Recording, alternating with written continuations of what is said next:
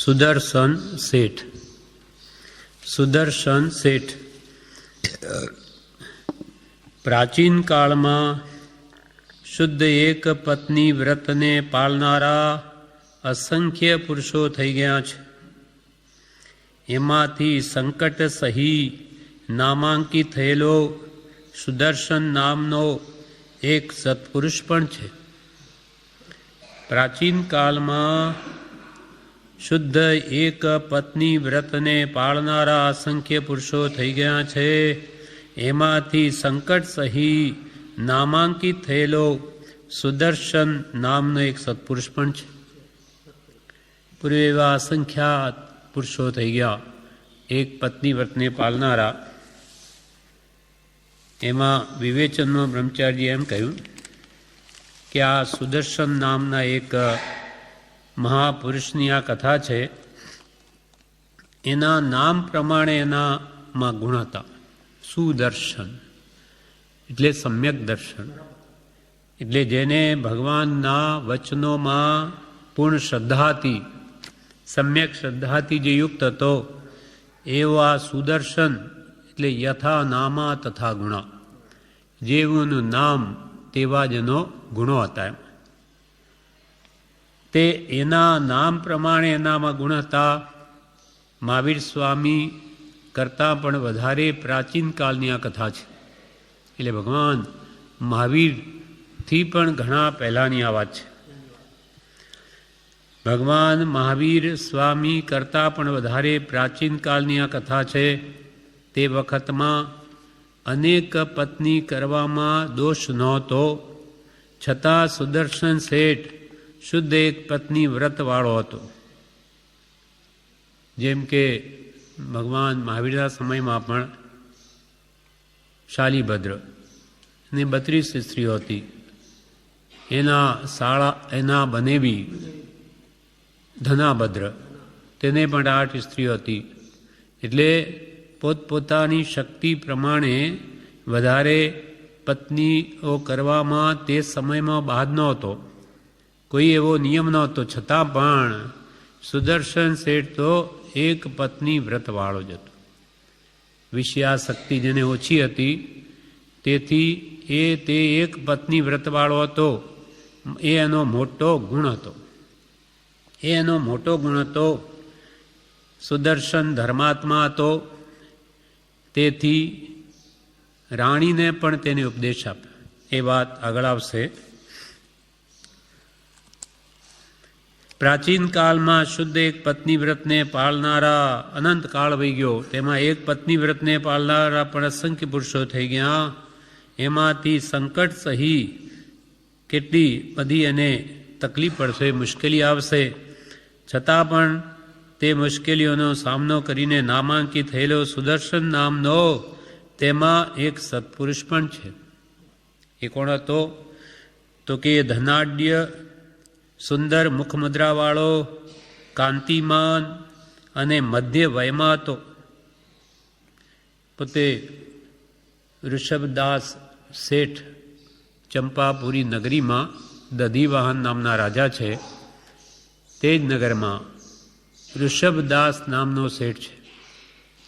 તેની પત્ની અરહતદાસી નામની શેઠની પત્ની છે. તેના કુખેથી આ ઉત્પન્ન થયેલો છે સુદર્શન, જેનું નામ રાખવામાં આવ્યું એટલે શેઠ પુત્ર છે. તે ધનાઢ્ય છે, સુંદર મુખમદ્રાવાળો, કાંતિમાન અને મધ્ય વયમાં હતો. જે નગરમાં તે રહેતો હતો તે નગરના રાજ્ય દરબાર આગળથી કંઈ કામ પ્રસંગને લીધે તેનું નીકળવું પડ્યું.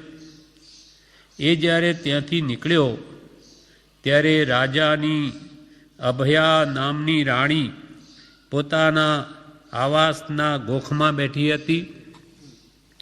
ત્યાંથી સુદર્શન ભણી તેની દ્રષ્ટિ ગઈ.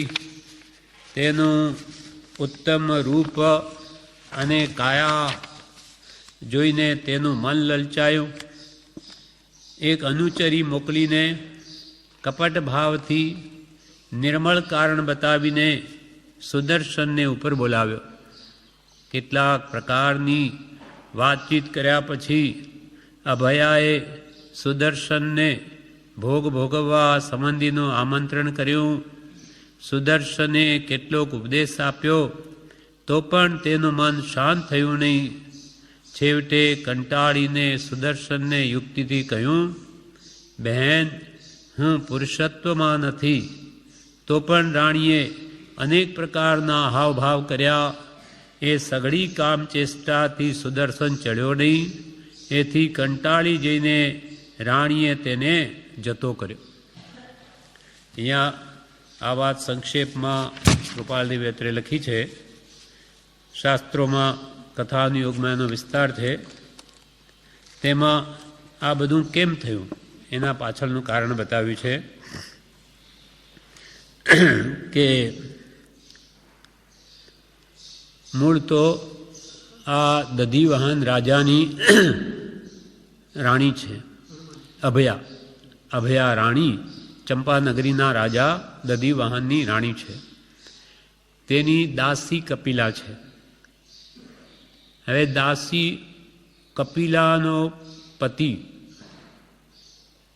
તે આ સુદર્શન શેઠનો મિત્ર છે. કેવી રીતે છે તો કે એ પણ ધર્માત્મા છે બહુ. એટલે બે જણા રોજે ધર્મ ધ્યાન કરે છે આખો દિવસ. એટલે બંનેને ઘણી બધી મિત્રતા થઈ ગઈ. એટલે એક દિવસે મોડો આવે છે ઘરે. ત્યારે કપિલાએ કહ્યું કે આજે આ મોડા કેમ આવ્યા આટલા? તો કે સુદર્શન શેઠની એટલી બધી સુંદર વાતો હોય, એમાં તો જાણે હું તો ઉઠું જ નહીં. એ કેવો પુરુષ છે, જે એનું જેવું નામ, જેવા એના ગુણો, એ તો અનેક ગુણનો ધારક છે. અને એનું દર્શન તું ન કરે ને તો તારો જન્મારો વૃથા છે, એમ કહ્યું. એટલે એને થયું કે હા, એવો પુરુષ છે. એટલે એને પણ તેને મળવાની ઈચ્છા હતી કે બહુ સુંદર છે, ગુણોથી પણ યુક્ત છે. એટલે એક દિવસે રાજા આ પુરોહિત છે, જે કપિલાનો પતિ પુરોહિત છે રાજાને ત્યાં. એટલે એને બહારગામ મોકલે છે રાજા. એટલે લાગ જોઈને તે કપિલા સુદર્શન શેઠના ઘરે જાય છે અને કહે છે કે તમારા મિત્ર તો બહુ બીમાર છે, એટલે તમે ત્યાં પધારો તો એ આપને દર્શન કરીને સંતોષ પામે. એમ તો કે તરત જ સુદર્શન શેઠ મિત્રતાના કારણે શીઘ્ર એના ઘરે આવે છે. ત્યારે કે ક્યાં છે? તો કે તો અંદર છે ઓરડામાં. એમાં ઓરડામાં લઈ ગઈ. જેવો એ સુદર્શન અંદર ગયા કે બંધ કરી દીધો દરવાજો અંદરથી. અને એને પોતાની સાથે દુર્વ્યવહાર કરવાનું આમંત્રણ કર્યું. ત્યાં પણ એને એમ કહ્યું કે હું પુરુષત્વમાં નથી, એમ કરીને ત્યાંથી નીકળી ગયો. પછી તો એવો વિચાર કર્યો કે હવે કોઈ દિવસ પણ હું આવી રીતે સ્ત્રીઓ બોલાવે ન જ જાઉં. એટલે આવી મલિન આશીવાળી સ્ત્રીઓ હોય છે એ તેના ધ્યાનમાં તે દિવસથી આવ્યું. હવે શું થયું? આ વાત પોતે તે કાવતરામાં ફાવી નહીં. એટલે કપિલા એ અભયાની દાસી છે. એટલે અભયાને એમ કહ્યું, અભયા રાણીને, કે આ એક અહીંયા શેઠ પુત્ર સુદર્શન છે, તે બહુ જ ધર્મદ્રઢ છે પોતાના શીલ વ્રતમાં. તે રાણી કે એમાં શું? હું કે આ દધીવાન જેવા રાજા જે કોઈથી પણ સંતુષ્ટ થતા નહોતા, તે મારા રૂપમાં મોહિત થઈ ગયા. તો આ માણસ જાત શું છે? હું એને તરત જ લોભાવી દઉં. ત્યારે કપિલા કે તું જો આવું કરી બતાવે તો તું ખરેખરી છું. ત્યારે એને એવી પ્રતિજ્ઞા કરી કે જો એને નહીં ચલાવું તો અગ્નિમાં પ્રવેશ કરીશ, હું તને ચલાવીને બતાવીશ. એટલા માટે એ પછી પોતાની ધામાતાને કહે છે રાણી કે તું એને બોલાવીને લાવ અહીંયા સુદર્શનને કોઈ રીતે. તો કે અરે તે આવી પ્રતિજ્ઞા કરી, એ તો ધર્મ દ્રઢ છે, એ કોઈ દિવસ શીલ ભંગ ન કરે. તો કે માં તું લાવ, હું બધું કરી દઈશ. તો કે હવે એને લાવવો જ કેવી રીતે અહીંયા? એટલે એ ધામાતાને યાદ આવ્યું કે એ એવો પુરુષ છે ધર્માત્મા કે આઠમ 14ના દિવસે શમશાનમાં જઈને ધ્યાન કરે છે. તે વખતે એને ઉપાડી ત્યાં લાવી શકીએ, બીજો ઉપાય નથી. તો કે બરાબર એમ કરી લો. એટલે ધા માતાને એને કે ધા માતાએ તે દિવસે ધ્યાનમાં બેઠા છે એને પાલખીમાં ઉપાડીને બેસાડી અને લઈ આવ્યા ઘરે. ત્યાં એને તો રસ્તામાં એવો નિયમ કર્યો કે મારે તો કંઈ આ ઉપસર્ગ આવ્યો છે એટલે જ્યાં સુધી ઉપસર્ગ પતે નહીં ત્યાં સુધી કૌશકથી પણ કૌશક પાડું નહીં. ત્યાં પછી અભયા રાણી અનેક પ્રકારના એને ઉપાય કરે છે, છતાં પણ એ કિંચિત ચલાયમાન થતો નથી અને ત્યાંથી એને પાછો મોકલી દે છે. અને પછી એકવાર ફરી એના પુત્રો એક મેળામાં જુએ છે ત્યારે કપિલાને ફરી પૂછે છે કે આ કોણ છે? તો કે આ સુદર્શનના જ પુત્રો છે. સુદર્શનના પુત્રો છે એટલે એને બહુ ઝેર ચડે છે અને કે એને હું કોઈ રીતે માને નહીં તો હવે રાજાને કહીને પણ એને શિક્ષા કરું. એટલે રાજાને કહી દે છે કે તમારા આ રાજ્યમાં કેટલું બધું અંધેર છે, એને ભય શું કે આ કદાચ સુદર્શન મારી વાત કહી દે તો, એટલે ભયના લઈને એ કે હું જ પહેલાં એને જ ફાંસીએ ચડાવી દઉં પછી શું કરશે?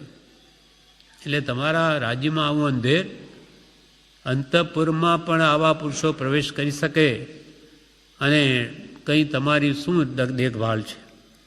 એટલે એ રીતે મોહિત થયેલો પેલો રાજા તરત જ સ્ત્રીના વચનમાં આવીને આજ્ઞા કરી દે છે કે સુદર્શન શેઠને ફાંસીએ ચડાવી દો.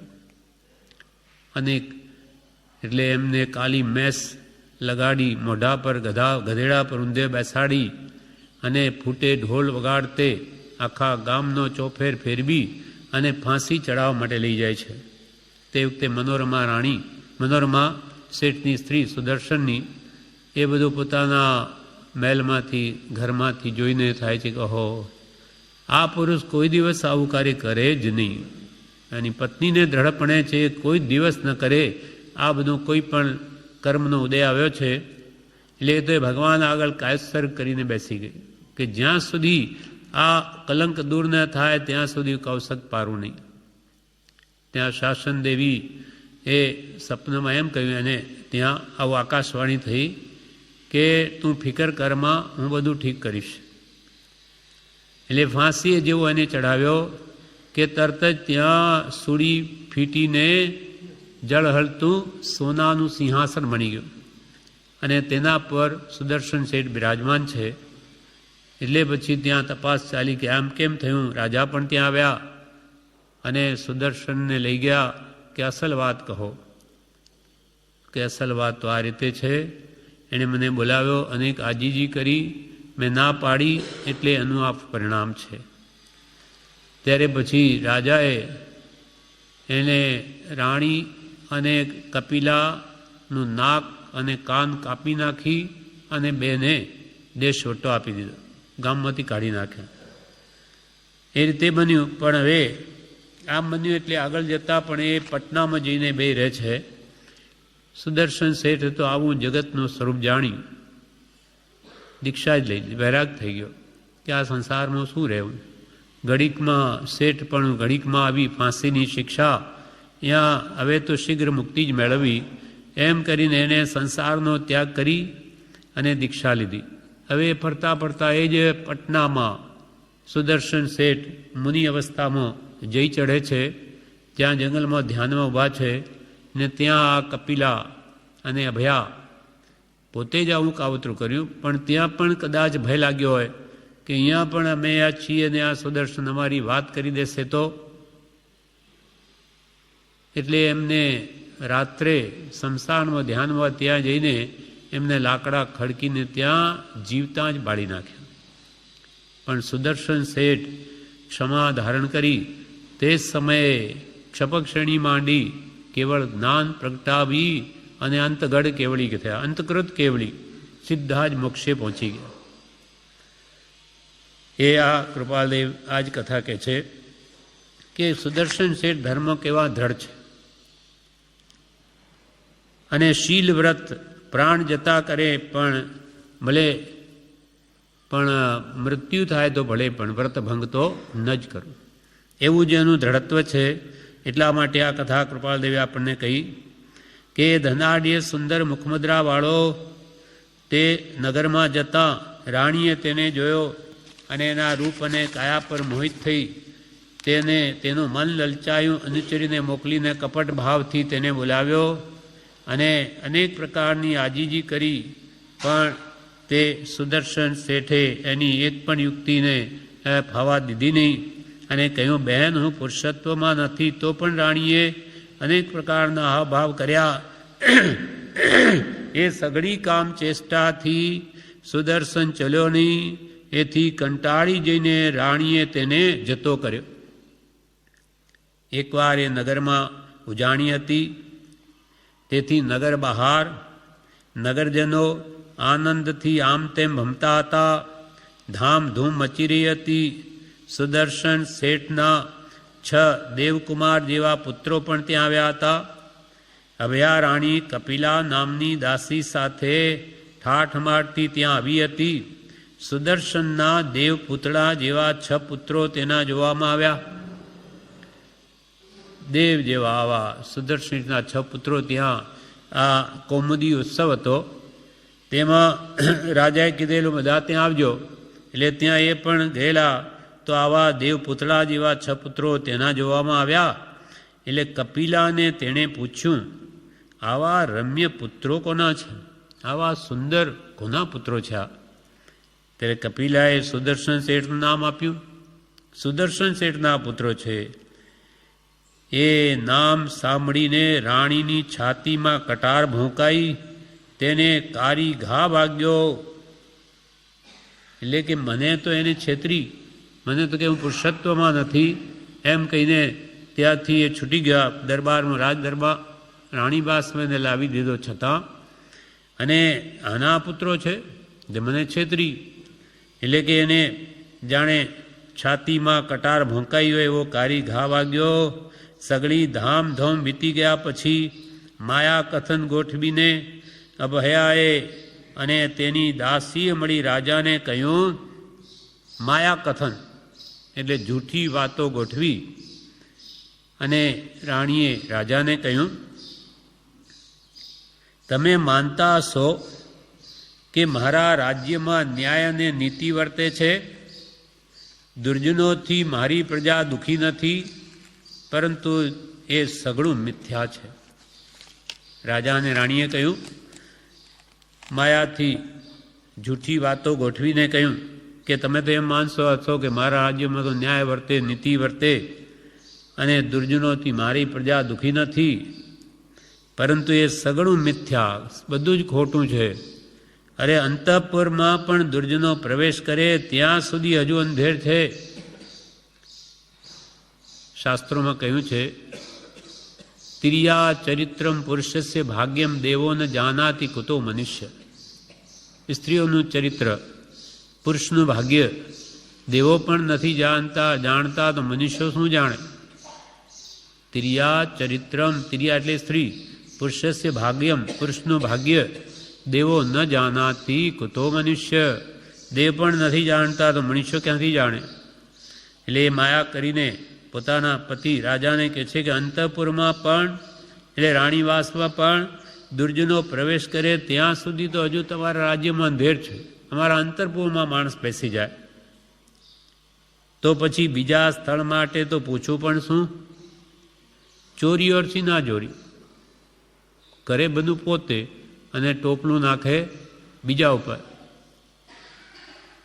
તો પછી બીજા સ્થળ માટે અમારા આવા અંતઃપુરમાં પણ જ્યારે આ લોકો બેસી શકે દુર્જનો, તો પછી બીજા સ્થળનું તો કહેવું જ શું? કેમ કે અંતઃપુરમાં તો કેટલાય પહેરા લાગેલા હોય.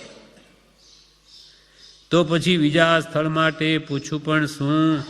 તમારા નગરના સુદર્શન નામના શેઠે મારી કને ભોગનું આમંત્રણ કર્યું. હવે વાત કોણે કરીને કોના પર નાખી દીધું? પણ ત્યાં ઉપર અંધારું નથી, બધું જોનાર છે. સતનો જય છે હંમેશા. તમારા નગરના સુદર્શન નામના શેઠે મારી કને ભોગનું આમંત્રણ કર્યું. નહીં કહેવા યોગ્ય કથનો મારે સાંભળવા પડ્યા, પણ મેં તેનો તિરસ્કાર કર્યો. કોણે તિરસ્કાર કર્યો? સુદર્શન શેઠે નાખી દીધું. મેં તિરસ્કાર કર્યો. એથી વિશેષ અંધારું કયું કહેવાય? આપણા માટે કે એથી વિશેષ જૂઠાણું કયું કહેવાય? રાણી કહે કે એથી વિશેષ અંધારું તમારા રાજ્યમાં કયું કહેવાય? રાજા મૂળે કાનના કાચા હોય છે એ તો જાણે સર્વમાન્ય છે. તેમાં વળી સ્ત્રીના માયાવી મધુરા વચન શું અસર ન કરે? મૂળ તો રાજા કાને કાચા, જે કહે તરત માની લે. આ બધા રાજ્ય સુચારુ રૂપથી ચાલે એનું કારણ મંત્રીઓ છે. મંત્રીઓ હોશિયાર બોય એને લઈને રાજ્ય ચાલે છે. રાજા મૂળે કાનના કાચા હોય છે એ તો જાણે સર્વમાન્ય છે. તેમાં વળી સ્ત્રીના માયાવી મધુરા વચન શું અસર ન કરે? તાતા તેલમાં ટાઢા જળ જેવા વચનથી રાજા ક્રોધાય માન થયા. આવી વાત સાંભળીને આપણે તેલ હોય ગરમ થયેલું ને એમાં પાણીના છાંટા નાખીએ તો કેવું એકદમ સરળ કરીને કેવું થાય? તેમ કે છે આવા વચન સાંભળતા જ રાજા તો તાતા તેલમાં ટાઢા જળ જેવા વચનથી રાજા ક્રોધાયમાન થયા. સુદર્શનને સૂળીએ ચડાવી દેવાની તત્કાળ તેને આજ્ઞા કરી દીધી. શીઘ્ર એને સૂળીએ ચઢાવો. આવું કૃત્ય કરે. સુદર્શનને સૂળીએ ચઢાવી દેવાની તત્કાળ તેણે આજ્ઞા કરી દીધી અને તે પ્રમાણે સઘળું થઈ પણ ગયું. માત્ર સૂળીએ સુદર્શન બેસે એટલી જ વાર હતી. હવે કૃપાલદેવ કહે ગમે તેમ હો પણ સૃષ્ટિના દિવ્ય ભંડારમાં અજવાળું છે. એટલે જગતના દિવ્ય ભંડારમાં અજવાળું છે. સત્યનો પ્રભાવ ઢાંક્યો રહેતો નથી. સત્યમેવ જયતે, સત્યનો જ જય છે. સત્યનો પ્રભાવ ઢાંક્યો રહેતો નથી. સુદર્શનને સૂળીએ બેસાડ્યો કે સૂળી ફીટીને તેનું જલહલતું સોનાનું સિંહાસન થયું અને દેવ દુંદભીના નાદ થયા. સર્વત્ર આનંદ વ્યાપી ગયો. સુદર્શનનું સત્યશીલ વિશ્વમંડળમાં ઝલકી ઉઠ્યું. સત્યશીલનો સદા જય છે. સત્યશીલનો સદા જય છે. શિયળ અને સુદર્શનની ઉત્તમ દ્રઢતા એ બંને આત્માને પવિત્ર શ્રેણીએ ચઢાવે છે. શિયળ શીલ વ્રત અને સુદર્શનની એવી શીલમાં દ્રઢતા એ બંને આત્માને પવિત્ર શ્રેણીએ ચઢાવે છે. વિવેચનમાં આના વિશે કહે છે. પાઠ પૂરો થયો. હવે વિવેચનમાં કહે સુદર્શનની મૂળ વાત. કપિલાના ધણીને અને સુદર્શનને ભાઈબંધી હતી. તેઓ બંને ધર્માત્મા હોઈ એક દિવસ ધર્મકથા કરતાં મોડું થયું. તેથી કપિલાનો ધણી ઘરે મોડો આવ્યો. ત્યારે કપિલાએ તેનું કારણ પૂછતાં તેણે સુદર્શનના વખાણ કર્યા. કપિલાએ સુદર્શનને ભ્રષ્ટ કરવા એટલે કપિલાએ સુદર્શનને સદાચારથી ભ્રષ્ટ કરવા પોતાનો ધણી માંદો હોવાનું કહી તેને બોલાવ્યો અને લોભાવ્યો, પણ તે ચલ્યો નહીં. તેથી તે વાત કપિલાએ અભયા રાણીને કહી. રાણીએ રસ્તે જતા સુદર્શનને બોલાવ્યો. રાણી પાસે પણ તે ચલ્યો નહીં. એકવાર રાણીએ તેના પુત્રો જોયા. પછી શમશાને કાયસર્ગમાં રહેલા સુદર્શનને એક 14 ઊંચકી મંગાવ્યો, છતાં ન માન્યો. ત્યારે દધીવાહન રાજાને કહીને શૂલીએ ચઢાવરાવ્યો.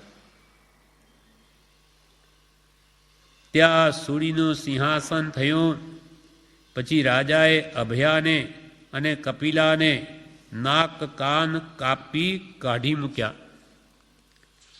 તેઓ પટના આવીને રહ્યા અને બનાવટી નાક કાન પહેરતા હતા. સુદર્શન મુનિ થયા. એને સંસારનું આવું ભયંકર સ્વરૂપ જાણીને દીક્ષા લઈ લીધી. સુદર્શન મુનિ થયા. તેઓ વિહાર કરતા કેટલેક કાળે પટના પધાર્યા. લોકો તેમનો ઉપદેશ સાંભળી આનંદ પામ્યા. પણ અભયાએ અને કપિલાએ રોષ પામી કાવતરું કરી શમશાનમાં તે મુનિને બાળી મૂક્યા. લોકોએ તો આવા શુદ્ધ પવિત્ર મહાત્માનો ઉપદેશ સાંભળીને આનંદ પામ્યા લોકો, પણ અભયાએ અને કપિલાએ મળી કાવતરું કરીને એમને રાતના શમશાનમાં ધ્યાનમાં ઊભા છે ત્યાં બાળી મૂક્યા. એ પરિસહસઈ સુદર્શન મોક્ષે પધાર્યા. તે જ વખતે મૃત્યુ પામી કેવળનાન પ્રગટાવી અંતકૃત એટલે અંતમાં જ કેવળ અંતગઢ કેવળ કહેવાય. તે જ વખતે કેવળનાને મોક્ષ દેહ ત્યાગીને એ પરિસહસઈ સુદર્શન મોક્ષે ગયા.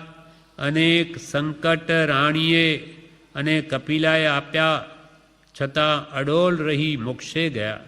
સુદર્શન અને સ્થૂળીભદ્ર એ બંનેના સમાધિ સ્થાન પટનામાં આવેલા છે. સ્થૂળીભદ્રનું પણ સમાધિ પટનામાં છે અને આ સુદર્શન શેઠની પણ ત્યાં પટનામાં આવેલી છે, સમાધિ સ્થાન આવેલા છે. હવે પરમ કૃપાળુ દેવ વચનામૃતમાં કહે છે પત્રાંક 488માં સુદર્શન શેઠ સંબંધી. સુદર્શન શેઠ પરમ કૃપાળ દેવના વચનો 488. હા 488. પરમ કૃપાળ દેવ કહે છે સુદર્શન શેઠ પુરુષ ધર્મમાં હતા, તથાપિ રાણીના સમાગમમાં તે અવિકળ હતા. અત્યંત આત્મબળે કામ ઉપશમાવવાથી કામેન્દ્રિયને વિશે અજાગ્રતપણું સંભવે છે, અને તે વખતે રાણીએ કદાપી તેના દેહનો પરિચય કરવા ઈચ્છા કરી હોત તો પણ કામની જાગૃતિ શ્રી સુદર્શનમાં જોવામાં આવત નહીં, એમ અમને લાગે છે. કૃપાલે અમને તો એમ લાગે છે કે સુદર્શન શેઠ તે વખતે પણ પુરુષ ધર્મમાં જ હતા, તથાપિ રાણીના સમાગમમાં તે અવિકલ હતા. ચિત્ત ચલાયમાન નહીં થયું. અત્યંત આત્મબળે કરીને કામ ઉપશમાવવાથી કામેન્દ્રિયની વિશે અજાગ્રતપણું સંભવે છે, અને તે વખતે રાણીએ કદાપી તેમના દેહનો પરિચય કરવા ઈચ્છા કરી હોત તો પણ કે છે કામની જાગૃતિ શ્રી સુદર્શનમાં જોવામાં આવત નહીં, એમ અમને લાગે છે. કૃપાલ કે અમને તો એમ લાગે છે. કેવા એ ધર્મ દ્રઢ હતા. વળી બ્રહ્મચર્ય વિશે એટલે બ્રહ્મચર્ય બ્રહ્મમાં ચર્યા જ્ઞાની પુરુષ છે, પંચમ ગુણસ્થાન વૃત્તિ શ્રાવક છે, આત્મજ્ઞાન સહિત આવા સુદર્શન શેઠ છે, એટલે એવા ધર્મ દ્રઢ રહી શક્યા છે. બ્રહ્મચર્યમાં એટલા દ્રઢ કેમ કે જ્ઞાની પુરુષ આત્મજ્ઞાન યુક્ત પંચમ ગુણસ્થાન, ચોથે ગુણસ્થાન કે આત્મજ્ઞાન પ્રગટે ત્યારે આવ્યો કહેવાય. આ તો પંચમ ગુણસ્થાન વૃત્તિ શ્રાવક વ્રતના ધારક છે. એટલે કૃપાલય કે છે કે આ બ્રહ્મચર્ય વ્રત વગેરે કેવી અદ્ભુત યોજના જ્ઞાની પુરુષે કરી છે તે વચનામૃતમાં 25મા પાન ઉપર કહે છે. અહો બ્રહ્મચર્ય સંબંધીનો એનો સિદ્ધાંત પણ ક્યાં ઓછો છે. જ્ઞાની પુરુષોએ જે નવસરી માળા ઉપદેશી તે કે છે અહો બ્રહ્મચર્ય સંબંધીનો એનો સિદ્ધાંત પણ ક્યાં ઓછો છે. સગળા મહાવિકારોમાં કામ વિકાર એ અગ્રેસર છે, તેને દમન કરવો એ મહાદુર્ઘટ છે. એને દહન કરવાથી ફળ પણ મહાશાંતિકારક હોય. આવું જેને દંભો એટલો દુર્ઘટ તો એને દંબાથી એનું ફળ પણ મહાશાંતિકારક હોય. એમાં અતિશયોક્તિ સી કશીએ નહીં. દુસ્સાધ્ય વિષયને સાધ્ય કરવો એ દુર્ઘટ છે, તો આ સિદ્ધાંત પણ એનો કેવો ઉપદેશજનક છે. બ્રહ્મમાં ચર્યા કરવી હોય તો બાહ્ય બ્રહ્મચર્યની પણ અત્યંત આવશ્યકતા છે. એટલે બાહ્ય હોય તો અંતરમાં આવે, એને મદદરૂપ છે. માટે એને પણ હંમેશા જ્ઞાની પુરુષો પાળવાનું કહે છે. પ્રભુશ્રીજી પણ 496 પાન ઉપર ઉપદેશામૃતમાં કહે છે, બ્રહ્મચર્ય વ્રત આવ્યું. 496 ઉપદેશામૃતમાં પ્રભુશ્રીએ કહ્યું, બ્રહ્મચર્ય વ્રત આવ્યું તો મનુષ્યપણાનું સફળપણું છે. એ વ્રત લઈને કોઈની સાથે પ્રતિબંધ, દ્રષ્ટિરાગ કે પ્રસંગ કરવા નહીં, જાગ્રત રહેવું. નહીં તો સુદર્શન શેઠ જેવું થાય. ગમે ત્યાંમાં નિમિત્તો સેવે તો ઉપાધિ આવી પડી. પછી તો એમને ખબર પડી ગઈ કે આ કપિલાનું નિમિત્ત બન્યું, કે હવે તો એવો નિયમ કરી દો કે જે હવે તો કોઈ દિવસે આવી રીતે હું જઉં નહીં, આવી રીતે વિશ્વાસ કરું નહીં. બ્રહ્મચર્ય વ્રત આવ્યું તો મનુષ્યપણાનું સફળપણું છે.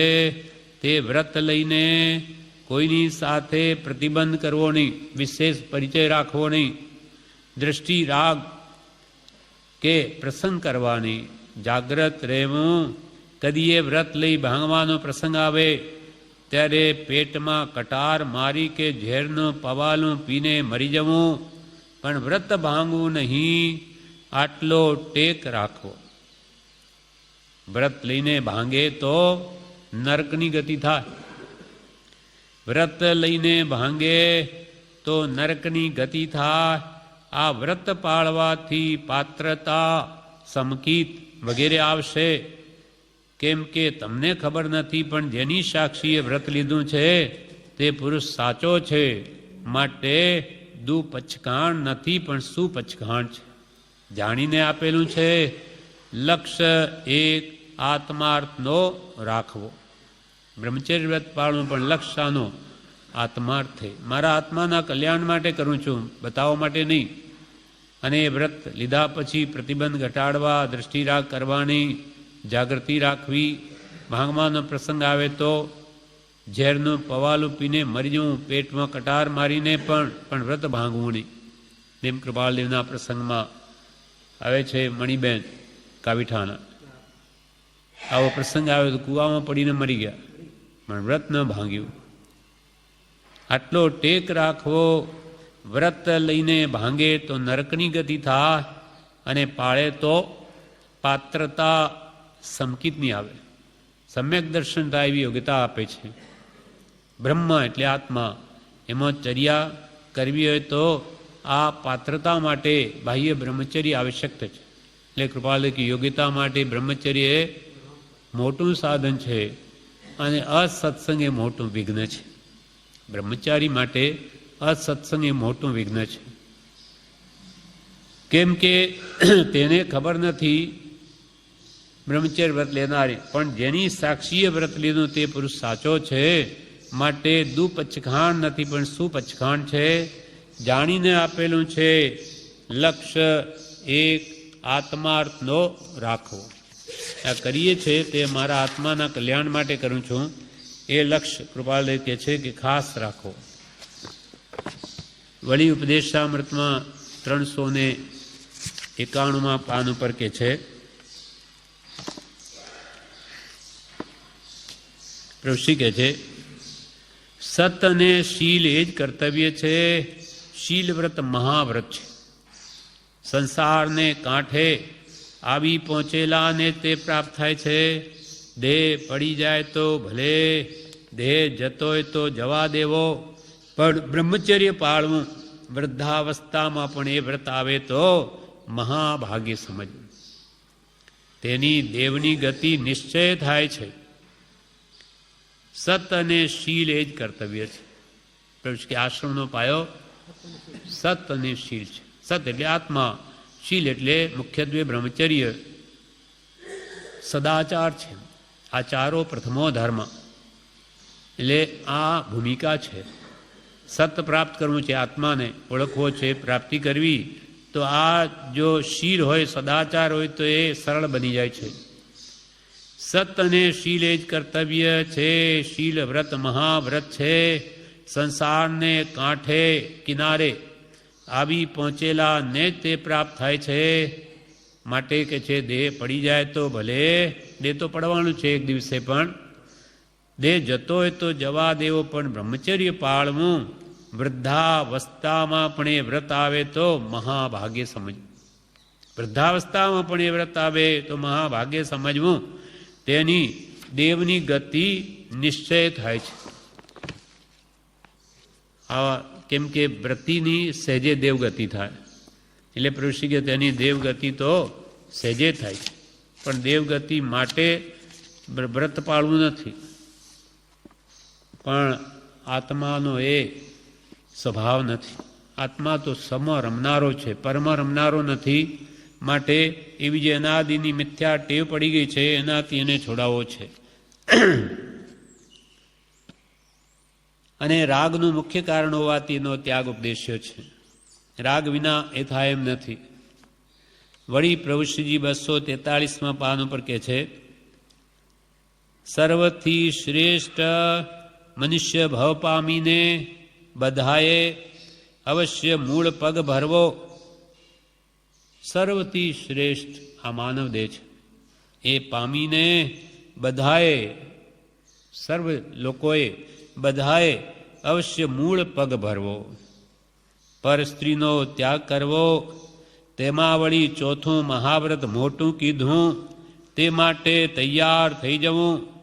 આ જગતને વિશે બીજા વિષય ભોગ હસવા બોલવાના કરે તે દુઃખદાયી અને ઝેર છે. ભાઈ હોય તો સ્ત્રી તરફ નજર રાખવી ન જોઈએ. આ જીવને જે મૂકવાનું છે તે જુદું છે. અત્યારે દેખાય કે આ ભોગવે છે પણ નથી ભોગવતા, અને નથી ભોગવતા તો પણ ભોગવે છે. માટે વિષયનો ત્યાગ કરો. જ્ઞાની પુરુષો ભોગવતા છતાં નથી ભોગવતા, અને અજ્ઞાની નથી ભોગવતા છતાંય ભોગવે. કેમ? તો કે એને અંતરમાં એના પ્રત્યે સુખ બુદ્ધિ છે, એટલે એ કંઈ પણ ન કરતો હોય તોય કર્મ જ બાંધે છે. એટલે અંતરથી એ વાત સમજીને એ દોષને કાઢો. આ જગતને વિશે બીજા વિષય ભોગ હસવા બોલવાના કરે તે દુઃખદાયી અને ઝેર છે. ભાઈ હોય તો સ્ત્રી તરફ નજર રાખવી ન જોઈએ. આ જીવને જે મૂકવાનું છે તે જુદું છે. અત્યારે દેખાય કે આ ભોગવે છે પણ નથી ભોગવતા, અને નથી ભોગતા તો પણ ભોગવે છે. માટે વિષયનો ત્યાગ કરવો. ફરી 354 પાન ઉપર પ્રભુશ્રીજી જણાવે છે, મનુષ્ય ભાવ બહુ દુર્લભ છે. સત અને શીલ એ મુખ્ય છે. બાધા લીધી હોય છતાં મનથી સાચવવાનું છે. ઉપરથી આપણે પ્રતિજ્ઞા માનો લીધી, પણ મનમાં આવા જ ભાવો ચાલતા હોય તો કર્મનો બંધ તો મનથી થાય છે. મન એવું મનુષ્યાણામ કારણ બંધ મોક્ષયો. બંધ અને મોક્ષનું કારણ મન છે. માટે પ્રભુશ્રી કહે કે મનથી પાળવાનું છે. જેમ પરમ કૃપાળુ દેવને પ્રભુશ્રીજીએ કહ્યું કે પહેલાં તો એમના ગુરુ હરકચંદજી તેમની પાસેથી તેમ દીક્ષા લીધા પછી 5 વર્ષ સુધી તો આ મનથી બ્રહ્મચર્ય વ્રત પડાય એના માટે એકાંતરા ઉપવાસ કરતા, છતાં મનથી પાલન નહીં થયું. એટલે પરમ કૃપાલ દેવે પૂછ્યું એકવાર કે મુનિ શું જોઈએ છે? તો કે બ્રહ્મચર્યની દ્રઢતા, મનથી પાલન અને આત્મજ્ઞાન. ત્યારે પ્રભુ કૃપાલદેવ કહે છે કે મુનિ નીરસ આહાર કરજો. કોઈ ભક્તિથી તમને સારું ભોજન આપી દે, મિષ્ટાન વગેરે તો બીજાને આપી દેજો, તમે ખાશો નહીં. તો એમ પરમ કૃપાળુ દેવની આજ્ઞાથી ભોજન કરતાં પાલન થઈ ગયું મનથી, અને એકાત્રા ઉપવાસ કરતાં પણ ન થયું. એમ સત્પુરુષ જે ઉપાય બતાવે તેથી તે દોષ જરૂર જાય. એમ મનથી પ્રભુશ્રીઓ કહે છે, મનુષ્ય ભાવ બહુ દુર્લભ છે. સત અને શીલ એ મુખ્ય છે. બાધા લીધી હોય છતાં મનથી સાચવવાનું છે. મનને મારી નાખવું, મનને મારી નાખવું, ધક્કો મારી નાખવું. કલ્પના છે, કલ્પનારૂપ ઈંડામાંથી કામ ઉત્પન્ન થાય છે. ઉપજે મોહ વિકલ્પથી સમજતા સંસાર, અંતર્મુખ અવલોકતા વિલે થતા નહીં વાર. કલ્પના છે માટે મનને મારી નાખવું, ધક્કો મારી નાખવું કલ્પના છે. હાડકાં, માંસ, લોહી, પરુ આદિ ચામડામાં રાચવા જેવું શું છે? હંમેશા આપ જો વિચારે, જાગૃતિ રાખે, અને શું છે શરીરમાં? હાડ માંસનું પૂતળું. વારંવાર અસુચિ ભાવના ભાવે તો આ વિચાર આવે. હાડકાં, માંસ, લોહી, પરુ આદિ ચામડામાં રાચવા જેવું શું છે? આ બધું દેખાય છે તે કંઈ આત્મા છે? વિશ્વાસ રાખવો, શ્રદ્ધા રાખવી, એમાં ચમત્કાર છે. દેખાય છે તે બધું જડ છે. જોનાર આત્મા જુદો છે, તેના પર દ્રષ્ટિ કરો. પર્યાય જોવામાં આવે છે તે તો જડ છે. શરીર દેખાય આપણને, એ તો પર્યાય છે પૂતગલની, એ તો જડ છે. એટલે કે છે આત્મદ્રષ્ટિ કરો અને આત્મા તરફ લક્ષ્ય રાખી ને શરીર શાનું બનેલું છે એ વિચારી એને મનને મારી નાખવું, ધક્કો મારી નાખવું, તો જે કંટ્રોલમાં રહેશે. એટલે મન જે ઈચ્છે તે કે ન આપવું. આ પ્રમાણે વચનામૃતો પરમ કૃપાલ દેવે કહ્યા. બધી અને સંબંધી અનેક વ્રતો, વ્રત સંબંધી બ્રહ્મચારીજીએ, પ્રભુશ્રીએ ઘણું બધું કહ્યું છે.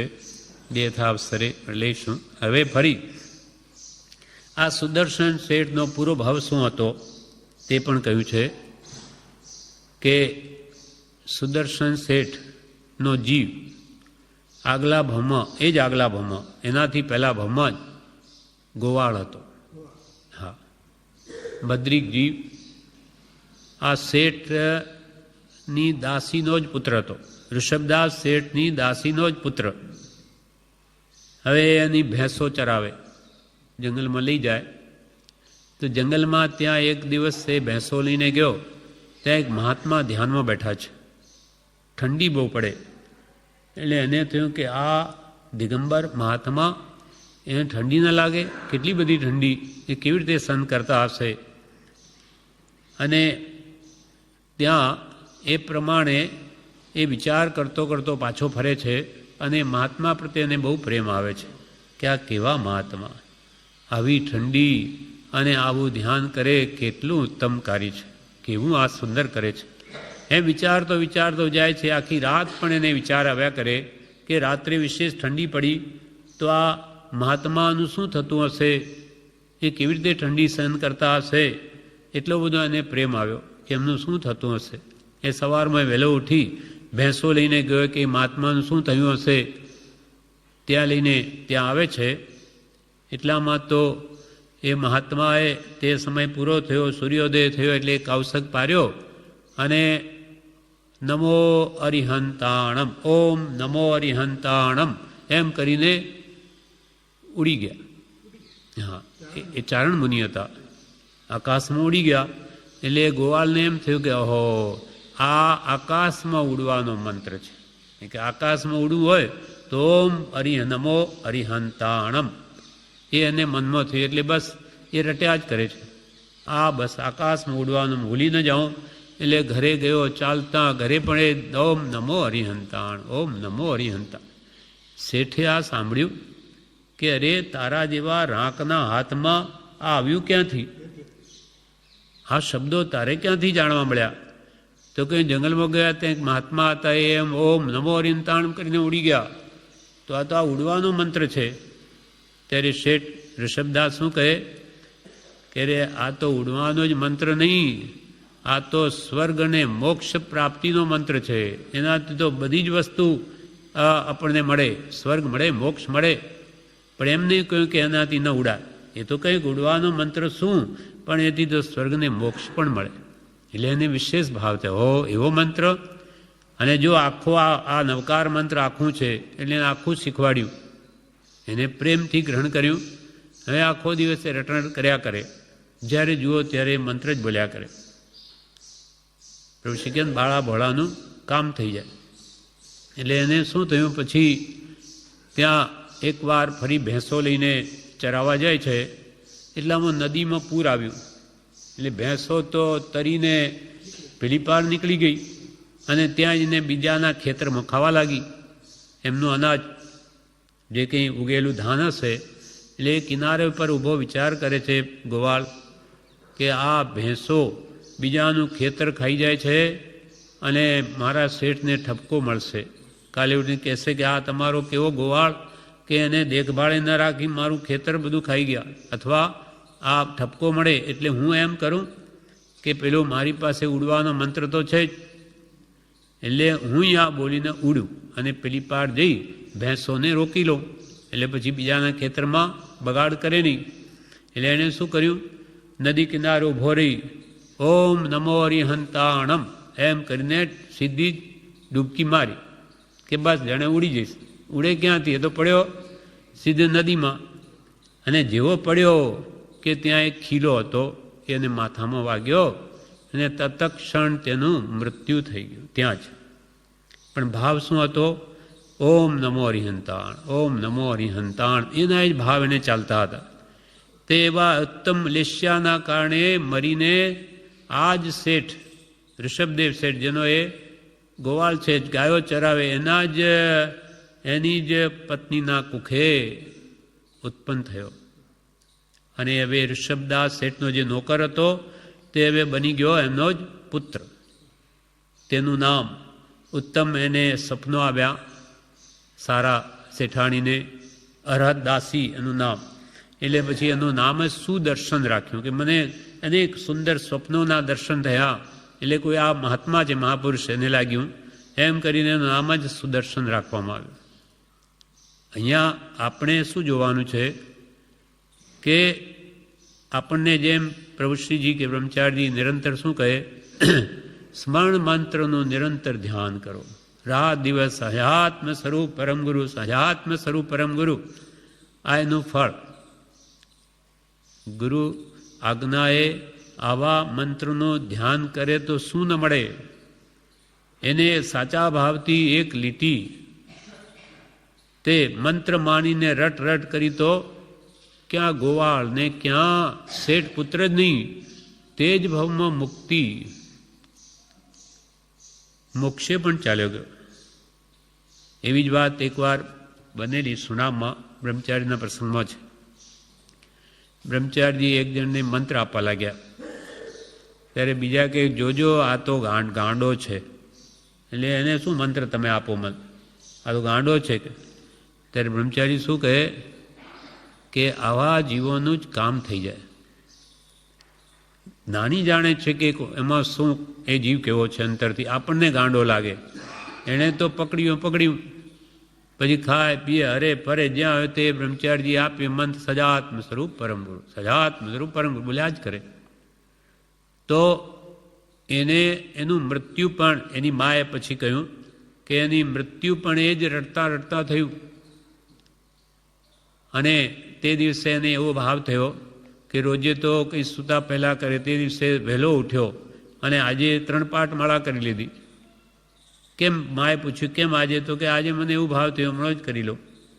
એમ કરીને એ રડતા રડતા એનો દેહ ત્યાગ થઈ ગયો. એમ પ્રભુશ્રી કહે, પ્રભુ બાળા ભોળાનું કામ થઈ જશે અને ડાયા ડાપણ કરનારા રહી જશે.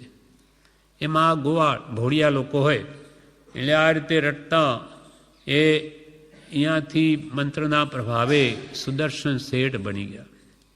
ધનાભદ્ર શેઠ પણ શું છે એ પ્રભુશ્રી દ્રષ્ટાંત આપ્યું ઉપદેશામૃતમાં. આગલા બમમાં એ ગાયો ચરાવતા, ત્યાં મહાત્માનો ઉપદેશ સાંભળ્યો, બહુ મીઠો લાગ્યો કે આહા આ જ કરવા જેવું છે, મારે પણ દીક્ષા લેવી છે, હું પણ એવો મહાત્મા બનું. એમ ભાવ કરતાં કરતાં ઘરે આવે, રસ્તામાં ભાગ મળ્યો, ફાડી ખાધો ને મરીને સીધો ધનાભદ્ર શેઠ બની ગયા. અને તે જ ભમો મુક્તિ. એમ બાળા ભોળા જીવો કેટલું શીઘ્ર કામ કરી જાય છે. એટલે કોણ કેટલામાં છે કંઈ કહેવાય નહીં, પણ નિરંતર સ્વરૂપનું ધ્યાન જે કરે સાચી શ્રદ્ધાથી તેનું કામ અવશ્ય થાય છે.